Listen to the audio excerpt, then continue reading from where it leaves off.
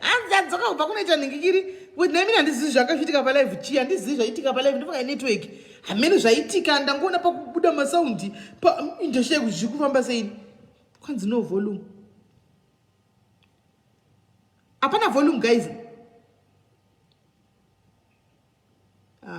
saka inetwork guys handisiri ini is network it's network hello network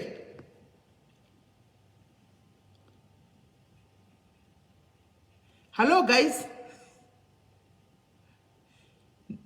yavepo here volume ukanzi yavepo is there volume yapo okay nandasheya kuti ko volume yacho endepi right tadzoka ndechoti zvafamba sei network ndasheya kuti chichiri kuitika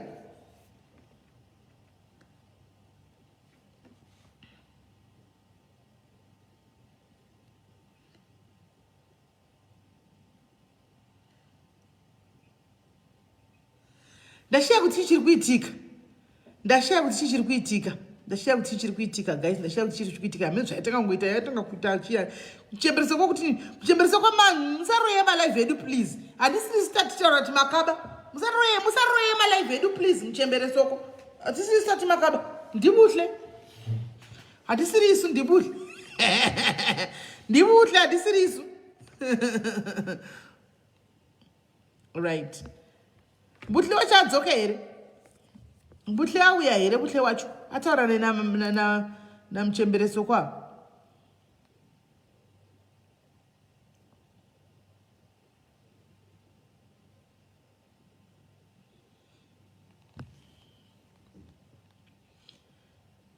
buhle wacho adzoka here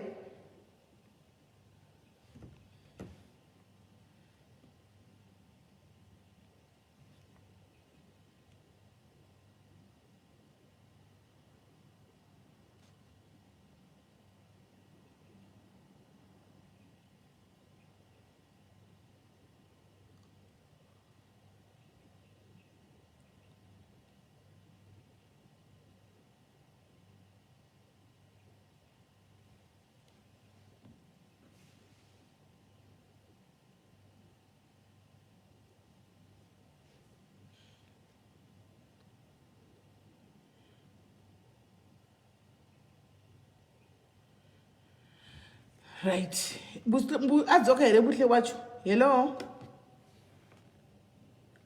Auntie Melly, mama live. Ndakapo but asandamuona buhle uyu manje Buhle wacho ngauye ndiripo handikurara kusvika auya panandi ndakamubira. vamwe vakutonisendera mamessage ndakunoona kutonisendera message yobobo WhatsApp kuti Simeli dropa izvi zvelive yamuchembera No. saka ndikati ini starapurataurwa buhle waingauye maghost arikuya achitaura bad about my name. I need it to stop. Buhle ndauye pano. Okay. Taura nevoice yake tirareta munhu. hanzi naadmin wepano buhle ngaafone ore forever hold your peace exactly zvandatichida kuti vagadzirisane kana kuti ubva ungonyararako zvachose Kugadzisana naniko wandakabira ngauye pano kushe vanhu vadondijaira. muchemberesoko tererai munzo zvinoitika ka tererai ndida kuti mumbonditeerera musapindure musavherengedze muna zvinoitika kwavanhu kuti makabigwa ava vazhinji vacho handiti tongoti vazhinji zvinogona kuitika chinogona kuve chiri kuitika chandiri kuona inini vazhinji vakungoti takabigwa namuchemberesoko handiti zvinhu zvezvo zvavanoti vakabigwa izvi kwava kuine protocol yevanhu vakuru vanga vachivatungamirira handiti vanga varipo so pamwe pavakanopiwa information tererai munzwi pamwe pavakanopiwa information nawo vakanopiwa kunzi mari yabiwa namuchemberesoko vanhu vazhinji vanenge vasina information chaiyo yakakwana saka mukataura naye mukamutsanangurira anogona kutokunzwisisai handi muri kuona because zvakafanana nemunhu anenge angoya ndongouyawo ndopindawo kune komiti iriko kuna secretary kuna treasurer kuna chi handimaona ini ndangoyawo ndiri member handina chandokwanisa kutaura newe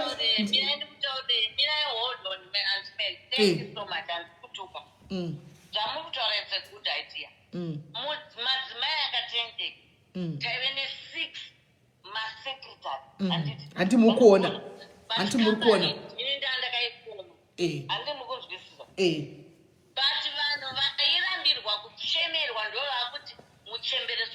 because I was the owner of the company.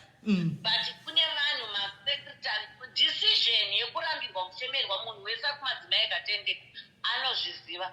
Ndisingaite ndega ndaitoenda kuadmin and it's not me ndaidzokera pagroup ndichinotaura ndisecretary. But I don't mind even vanhu vakataura zita rangu, but uyu bushe uyu ngaauyi ataura.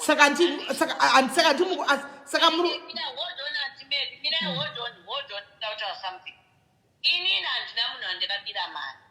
Nditori nema-V11 evanhu vanga vaichindibhraibha kuti muchembereso mati zvakati handina zvakakwana. Handiti ndipei mimi ngonyebera evanhu kuti ndafirwa mundichemere ndibva ndaramba ndine ma-V11 but I'm not going to play them here. Kana zvaenda kumutemo I'm going to play them because ndine vanhu vakandibhraibha inini kuti ndivachemere hama dzavo vachinyemedzera kuti vafirwa nehama dzekuzimbabwe. Handisibenzi mukandiona ndakamira panapa handimere. But uyu bushe uyu anyway tikuda kutaura zvabushe bushe ngauye pano andiudze obva ataura tobva tapedza nyaya. Ati mukore zvandikureva kuti mukutaura kuti mamine masecretary sikisi and what not. Saka chiimagina ipovho iri masure haina access yekutaura nemi direct. Vanenge vachipiwa information, vanenge vachiudzwa information kuti tazodai hanomaona. Saka sometimes takaenda inonzi trading standard that's muchiona ndisina kusungwa mu-UK muno mundisina kusungwa kune inonzi trading standard inoongorora vanhu vari kuita makambani kune vanhu vari mu-UK unoendesa zvinhu zvako. Takaendesa zvinhu izvo trading standard yakatotaura kuti no mamuchita zvinhu zviri legit zvinhu zvenyu zviri right but because am aZimbabweans ada kutanisha zita remunhu handiri kunzwisa ini aurambire inini kumadzimai akatendeka munhu wese anoziva munhu wese aichemerwa zvasingaitwe verify neni chete zvaitwa neabout 7 maadmin ndisu taiverifya handisini ndega muchembereso aiverifya but zita rangu ndo rakubuda because ndinda ndiri muridzi wekambani ndo zvazvinoita aiwa ko ndo zvazvino naimi muchemberesoko ndo zvazvinoita wani kwesisi kumvenge ndini ndoga ndaiposta nyaya yatatiri madhimini 7 kunongobuda ini wani rangu ndoga ndiri wani makambona rimwe rani ndichibuda nokuti ndiri wemuridzi ndiwe muridzi.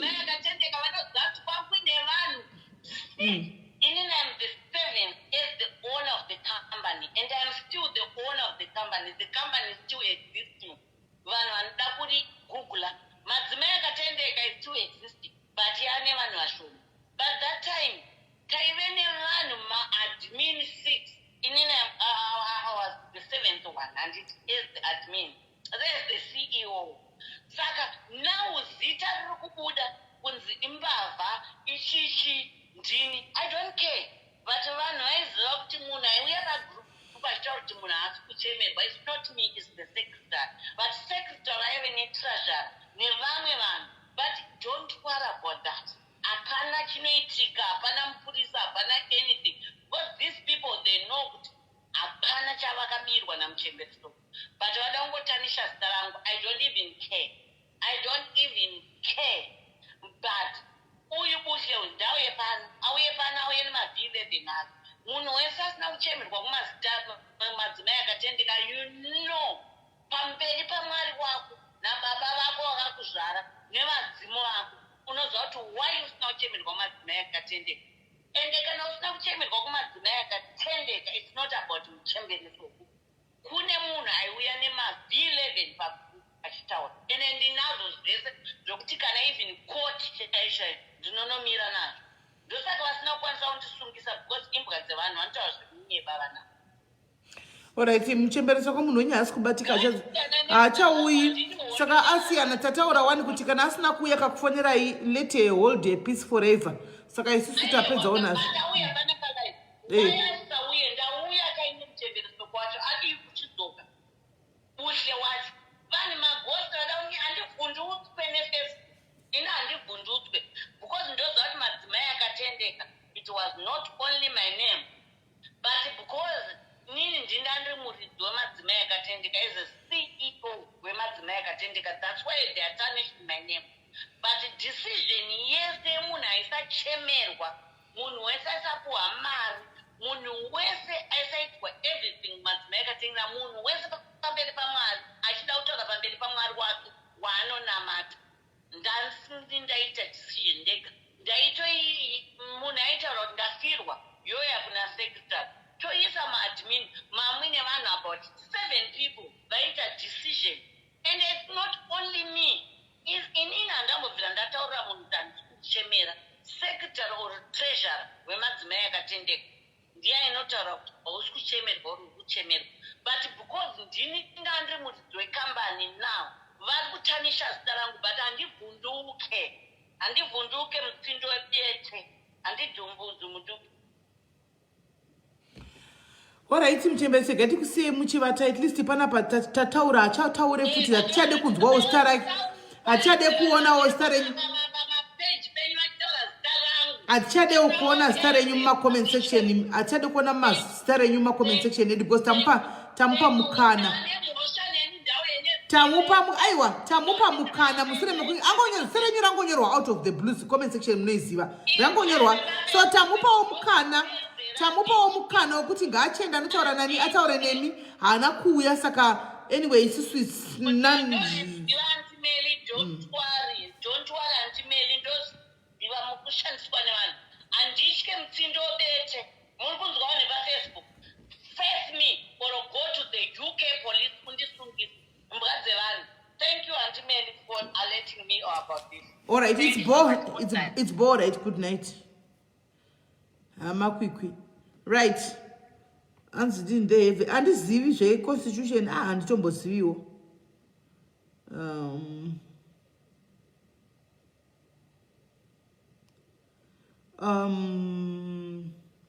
Right one.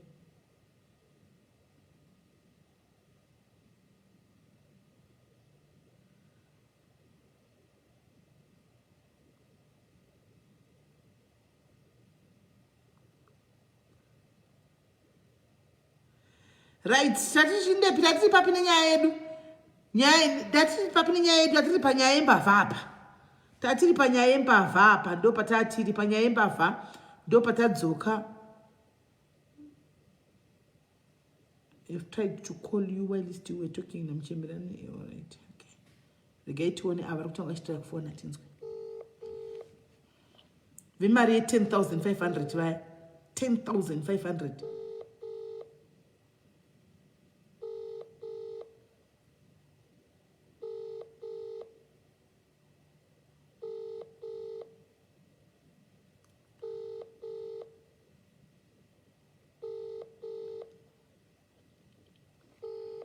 Ndofunga varara vasenda message venyaya yekubiwe vemari yekuwanda wawa.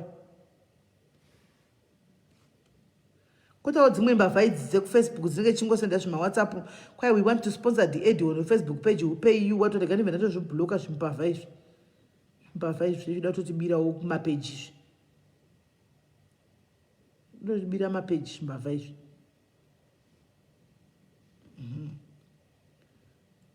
Right, varipo here vamwe guys varida kushayawo nyaya dzekubirwa nyaya yedu yadisturb kana buhle wacho wodisturba wotiza futi mumana buhle wacho unoya wodisturba nyaya yedu wotiza wointa wasiya wadisturba waporonga watiza zvabuhlewo futi utitukisa naMuchembere Soko panapo tosara tichitukwa isu naMuchembere Soko shu iwo wauya hako wotanga kuzvinyorera. Okay, hanzi nafuloseka kandodo from my experience of dealing with UK women chema hazvine nharo and noise haiperi panenge pane chispirit chinotobainda but zvinenge zvichimbofamba seiko zvinhu zvacho zvonisa chetongoti influence haisi nyaya yekunzi chema, nyaya dzemari chete. Pane maZimbabwenzi panonetsa nyaya dzemari chete, chero pasina kana sendi radliwa kunonzi mari yadliwa. Nyaya dzemari dzinongonetsa chete, ndo chokwadi chiripo. Vakufona futi rega itinzwe nyaya dzemari dzagara dzinongonetsa chete, chero pasina kuti chii nyaya dzemari dzinotongonetsa. Vakufona futi nyaya dzemari guys dzinotonetsa. unofambisa mbiri chinzi wakadla mari usina kana sendira wadla kunonzi akadla mari uya. Hello?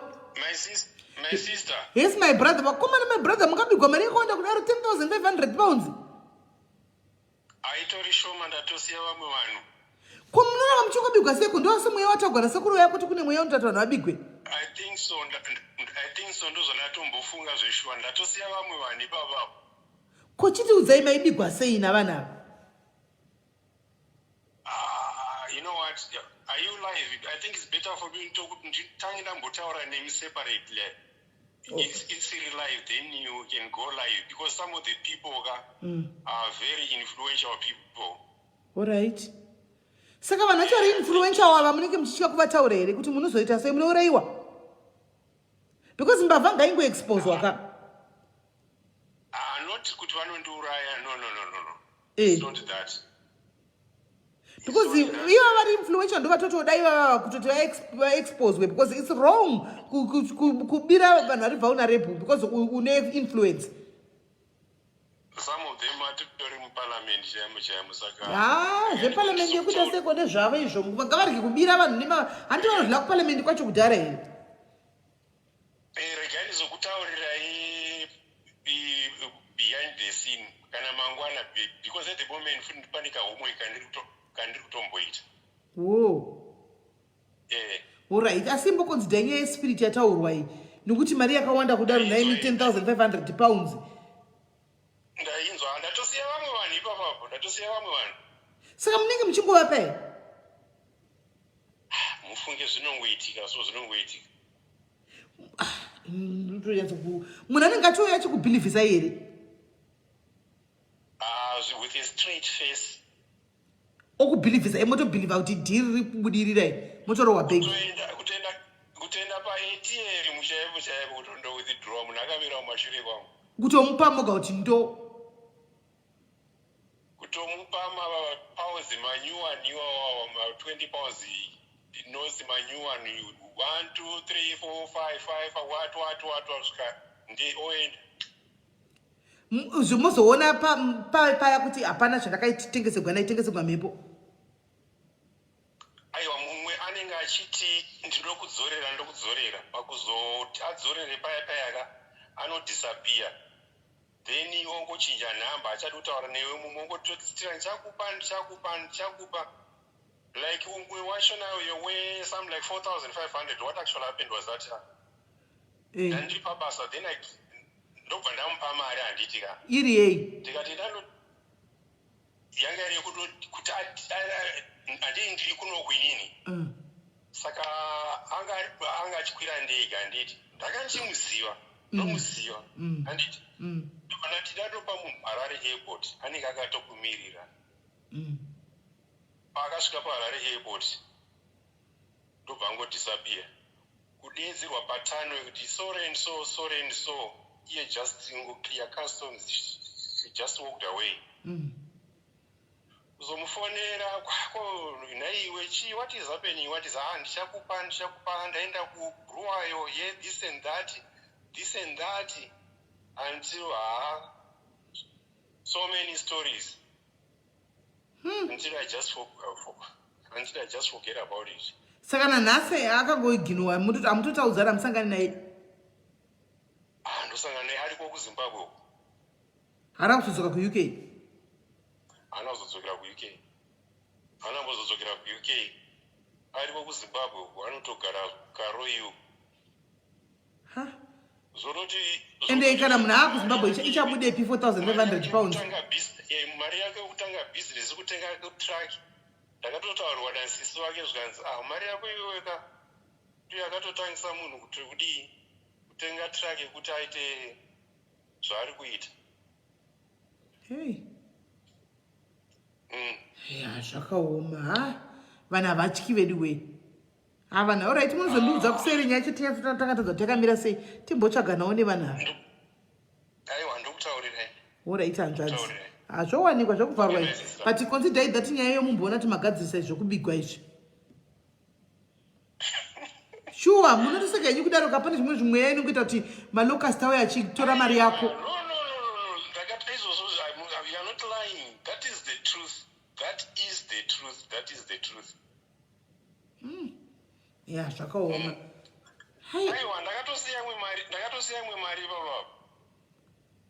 Sure. Oh, you know, I think my money could be running to something like probably 17 to 18 £1,000. pounds. Kunze $400 here.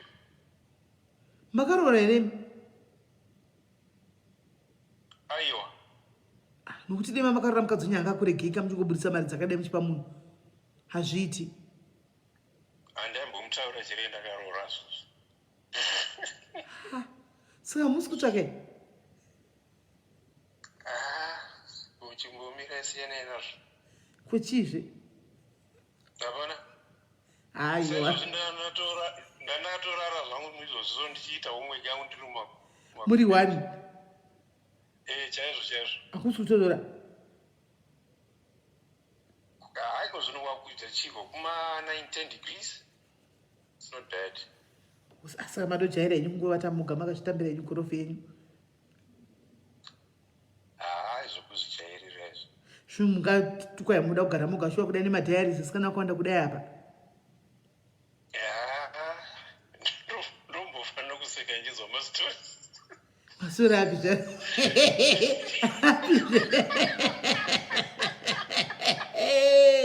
Kune watoti kwaenda tokumbirawo namba dzavo ndiri singu. South Africa kwakaoma. Aiwa, zvimwe zvinoitika kuSouth Africa zvakaoma. Chiro kwenyu ku UK zvimwe zvinoitika kwenyu ku UK zvokuti munovata muga shuwa nemuchando imo muno zvakaoma. Do you know another problem iriko sokunouka? For example, where I live, I can go for 1 week in Sagara Mbona kana Mboy. Kwamunogara. You know? Right. Then at the same time, then another issue ndiyokuti transport system. You know, it's very expensive. Unofunga kuti, all right, can I go to London? I need so much, and traffic for me is 30 miles from where I live. It will take me something like even 1 hour, 30 minutes to get into London. For 30 miles, chete. Hey, samopesera makugara ini. For example, when was it? When was it? Ndakaenda a distance of just 21 miles. The day before yesterday, it took me 50 minutes. Aiwa imi kana mabata mudhayaris ari kudiaspora ndiye anoyaumba kwenye. Ndiye unobatiwa mutrafiki mimi makagara kumba uye ndiye unoyako. Anenge itawo the same problem iyoyo. Iye anenge asina problem nazvozvo. Handani ngachakuzona munhu wake. Chingomira my sister. Nemaka my brother. Aiwa kusvika mandipa a good reason inogutsa nokuti hamungagoni kuti kungomirai my sister pasina reason inogutisa chaiyo. Aiwa chimbomirai. Pane zvimwe zvere zvingofunga. Zvoisha sezvo zvisoka nditori ndoga sozvo. Mimi muchimbofunga zvimwe. Masi makamboita musikana iyi? Stereka ndisina kunyeverawo. Stereka. Vakawanda. Noti zvokutamba. Noti zvokutamba makadhiniwa. Zvokuti takatombonakidzwa stereka. Saka maneta manje. I think so. Saka kana maneta munogara pasi kamosetla mutsvaka munhu wani. Izvi ndataura kudai so uchimboza muri kumboona comment section mukadai muri kuvata pasi nokuseka. Manetsa nokuti ndipei ine hangu nhamba, ndipeiwo nhamba dzavo ndibatire ndini ndiri singu. Vanetsa mucomment section. Am I live? Triple left tutora triple left. Vani mamuchitoti kana musiri pa live ndo. Matombotaura pamukati kana musiri. Ani matomboti kana musiri pa live ndo kubatai kuseri. Oh Lord. Aiwa chimbomirai my sister. Chimbomirai. Ndokwadza kuti 18,000 mari yakadaro muchidla moga. Lucky enough, you know, pane zvimwe zvinhu moti Mwari anongokusekerera osoka. Because you know I'm expecting anongocompensate awo. Because you know I'm expecting something like more than 150. So 1,000. You know? Muri kuexpecta kubva kupi? Iswe, mashares. Mune company.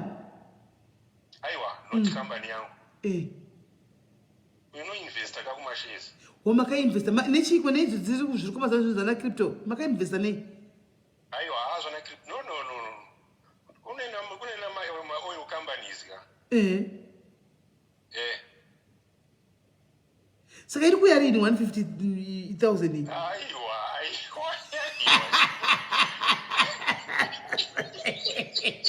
handi ndichida kuzokupota chikufonera kuti mamuka sei bhuti masikara sei kuhanzvadzi manheru hanzvadzi chikumhorosai aiwa inzwaika ndichada kuzomboya hangu kuSouth Africa. I've never been in South Africa, to be honest with you. The last time which I was in South Africa was 1994. Okay. I am scared of South Africa. I don't know. Yes, I'm scared. So, muda 150 ku South Africa here. Kundogara ndatogadzirirai zvese. There is something which I want to do. There is something which I want to do. Muda kuite? To find out. My sister. My brother. Ndichazotaura nemi. Asi kana ma 150 amsani kanga muzvemi. Munhu kandoroka nakatsasa. All right. Munhu kandoroka nakatsasa. Tola tose ndisisi venyu ini.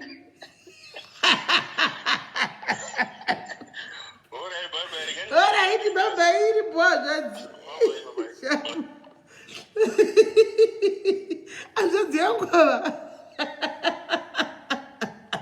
Hey guys, kuna 150 iri kuya. Ini ndichifamba nawo ndichitowa South Africa ndichotadza kuti apa hande apa pinde apa blaz batai uyo nyenga usho hayi siya iwe blaz batai uyo hayi achaiti batai umwe then right hand woman tichifamba zvedu tichilira 150 pounds 150,000 pounds anagodza ndongo anongomagodza ndongo muri kueroko 150 pounds there 150 pounds zvakaoma comment section kwai ndiripo ini kwaina handiselina ndibatawo ndinamira kupano kwaina tembi ifu yadipiwa nhamba ndinadzo nhamba ndivakachifondera neWhatsApp nhamba dzavo ndinadzo but ndikangoisa nhamba dzavo mundanonetsa kuinbox kwavoko iyo vati kwai chimbomirai zvepadhayaris ma1 right haakana raisika dzino haakana ini ndirisisive vanhu kaini inini ndirisisive vanhu izvozvo kana ufunge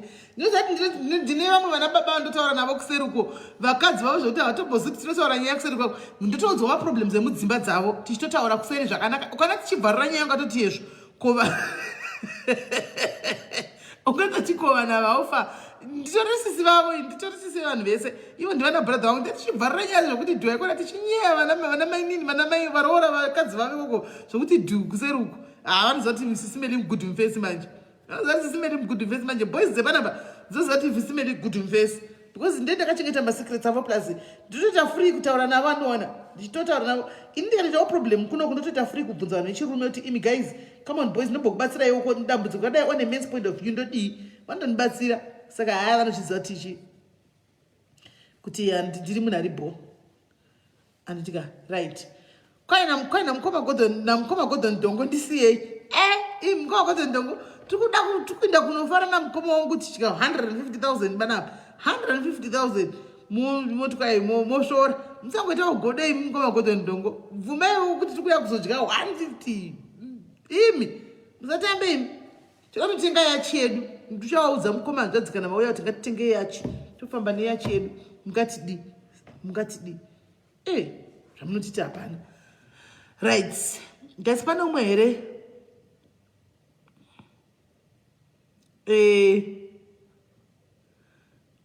varipo pane vamwe here vari mukoma vachida kufana nyaya dzemavhai kana ti zvapera tagarisa guys tagarisa tosangana nechitatu zvino topic yangu ichauya rini nokuti yavharwa topic yangu panapa Wednesday pana kola agara abhukisa Wednesday yake saka ichauya rini topic yangu naimi yevarume 22 kuti vakadzi takubvunzwa kuti varume 332244 shiri square handi varume notichawo 22 vakadzi 33 vakadzi muSouth Africa muno mukadzi woitaiwo varume 3344 saka naida kuzouisa kuti let's say iwe unozvionawo sei unodawo here kuti uite varume 4 kana ukaita varume 4 unenge uchidzifambisa sei nyaya dzacho umwe nomwe anogara okay uchipatula kuti unozviita sei let's say uri interested kuita varume vakawanda uri kuwirirana nazvo panofamba sei handimaona teda kuona kuti panofamba sei handimazviona right regai timbofonera bhuru wangu benzi uyo kuti ndikasamufonera anenge achingopopota ndimufonere ndigare ndapedzera zvo nokuti ndikabva pana vanoida kundanovata iye anenge auda vandifonera the best way ndikaiti bve tangomufonera pano chinzwe nyaya yake.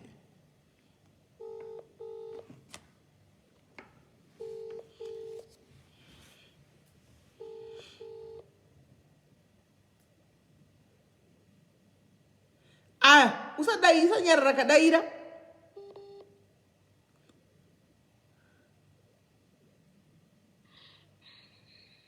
Hello? Usafema daira. Iwe, John.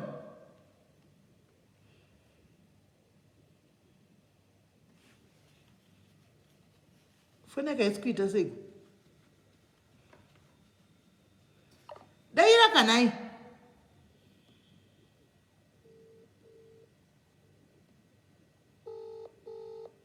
Mangwana ndui guys. Aiwa mangwana ndui. Hello.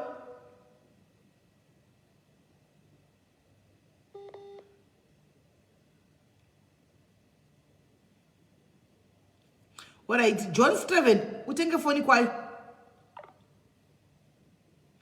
I dreamed you at my wedding and you gave away the bridegroom. Sure here.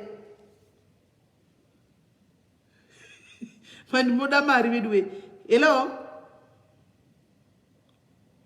Anofona akonyarara zvake. Anofona kuti zi zvake. Ora ndofonera mangwana because ndichibva vana vanoenda kunovata iwo ndokuziva John ninga utanga unesana neni uchifona fona uchidi 11. Alright guys, ngatibatane muchikamu chinotevera chechitatu panapa tinombonakirwa tinomboseka ndi apa akufona ndikadaira achadaire ndo zvanenge achingodita every day izvozvi. Yesi John.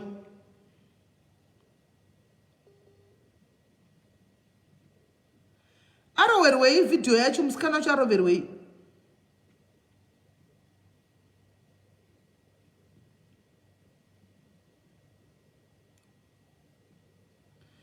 Ndiye ari kufona mukoma Gordon, ndiye ari kufona usho. Ndiye ari kufona nevideo calling. Hanomuziva nhasi ndofunga zvakakwidza nhasi. John chidhakwa asi kudaira foni. Zvasi zvakakwidza ndofunga anga achimwa chaiko chaiko. Kainingosiya apa yakadai. Right. Alright guys, saka tobatana nemusi wechitatu anditika moswera bo moswera zviri right. Morera bo vari kuswera bo anditika vari kumuka zviri bo tobatana neWednesday. Aiwa panapa panonakidza tichingosekera nti tenge chingosekera chingonakirwa panapa tinenge chingoseka tichingonakirwa zvedu anditika ndo zvatinoita tichingoti positive vibes only. So guys, makandikoshera zvekuti mufunge ngatisangane nechitatu. If you feel like kuda kushare nyaya kubatsirawo kuti vamwe vanhu vabatsirikanewo vedu kana asindazviparira naJohn nhasi ndazviparira mukoma Gordon yamutore John wenyu andimaona. Please ndibatei totaura then tozoya zvedu panapa tadi tambotaura. Saka guys, mora tabo tobatana zvakare. Good night and bless you.